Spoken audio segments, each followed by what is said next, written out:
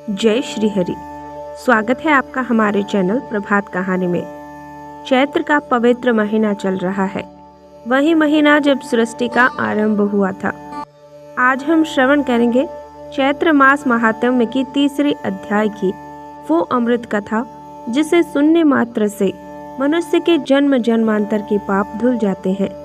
इस अध्याय में हम जानेंगे कि कैसे चैत्र मास के नियमों का पालन करने वाला व्यक्ति साक्षात यमराज के दंड से बच जाता है। तो चलिए हृदय में श्री हरि का ध्यान धरते हुए इस कथा की शुरुआत करते हैं। ओम नमो भगवते वासुदेवाय नमः। ऋषि नारद और राजा अम्बरीश के बीच का ये संवाद है। चैत्र मास में स्नान और दान का क्या महत्व है। इस मास में जो व्यक्ति सूर्योदय से पूर्व स्नान करता है, उसके लिए वैकुंठ के द्वार खुल जाते हैं। भगवान विष्णु कहते हैं कि मुझे चैत्र मास उतना ही प्रिय है जितना कि मुझे भक्त प्रहलाद प्रिय है। अध्याय 3 में एक प्रसंग आता है जहाँ एक पापी व्यक्ति, जिसने अनजाने में ही सही चैत्र मास के कुछ नियमों का पालन कर लिया था, जब उस व्यक्ति के प्राण निकलने वाले होते हैं तो यमदूत उसे लेने आते हैं। लेकिन तभी वहाँ भगवान विष्णु के पार्षद प्रकट हो जाते हैं। यमदूतों और पार्षदों के बीच एक संवाद होता है। पार्षद समझाते हैं कि इस जीव ने चैत्र मास में वैशाख स्नान की महिमा सुनी थी और अनजाने में ही भगवान के नाम का उच्चारण किया था।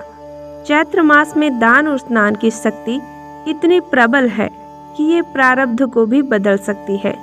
भक्ति में दिखावा नहीं, भाव प्रधान है। यदि आप पूरे चैत्र मास में नियम नहीं रख पाए तो केवल इस कथा को श्रद्धा से सुनना भी आपको पुण्य का भागी बना सकता है। कल्पना कीजिए एक विशाल सभा की, जहां राजा अम्बरीश महर्षि वशिष्ठ के चरणों में बैठे हैं। राजा पूछते हैं, हे ऋषिवर, चैत्र मास की महिमा तो आपने बताई, पर क्या ऐसी कोई घटना है जो प्रमाणित करे कि ये मास यमराज के दंड से भी बचा सकता है। महर्षि वशिष्ठ एक प्राचीन कथा सुनाते हैं। एक समय की बात है, एक शिकारी था जिसने जीवन भर केवल पाप किए।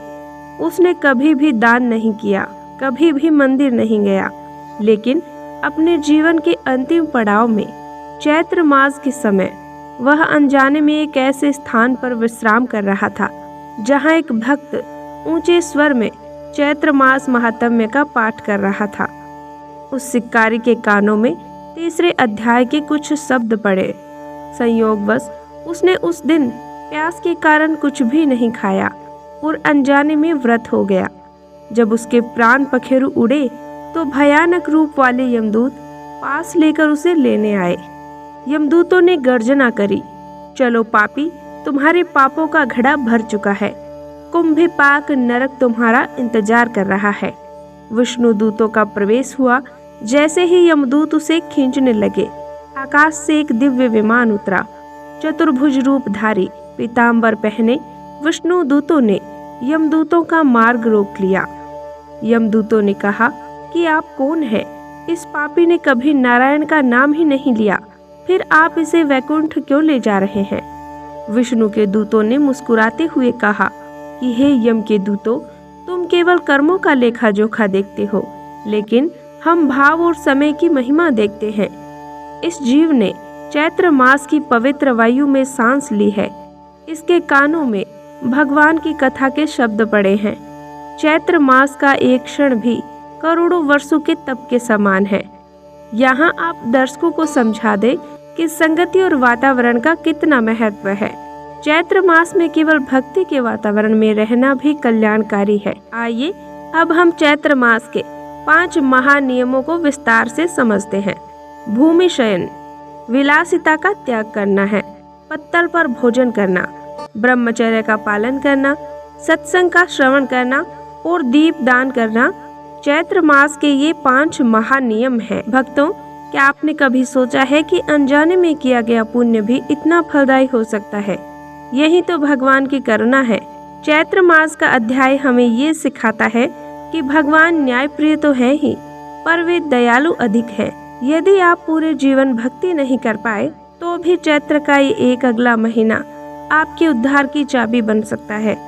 अगले अध्याय में हम जानेंगे कि कैसे एक साधारण स्त्री ने चैत्र के व्रत से अपने मृत पति को पुनर्जीवित किया था। भगवान आप सभी की मनोकामना पूर्ण करे। कल के अध्याय में हम सुनेंगे एक अद्भुत चमत्कार का वर्णन। तब तक के लिए जय श्री हरि।